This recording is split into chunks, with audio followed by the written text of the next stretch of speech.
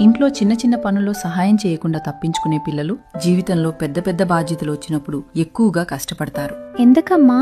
చూడు, నేను నిన్ను చేయమని చెప్పే ఈ పనులు జస్ట్ పనులు కావు, అవి నీ జీవితాన్ని స్లోలీ షేప్ చేస్తున్నాయి. అదెలా అమ్మా?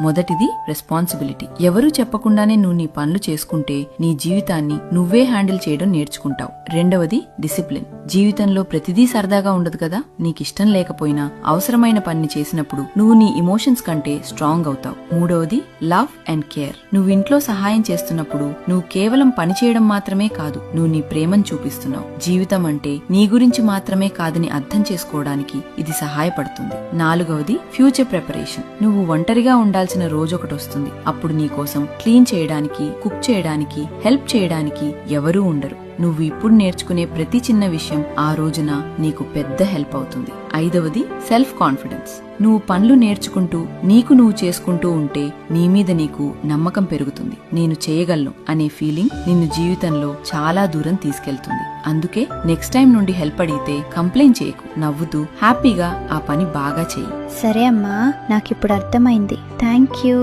ఆల్వేస్ రిమెంబర్, చిన్న అలవాట్లు పెద్ద జీవితాన్ని నిర్మిస్తాయి.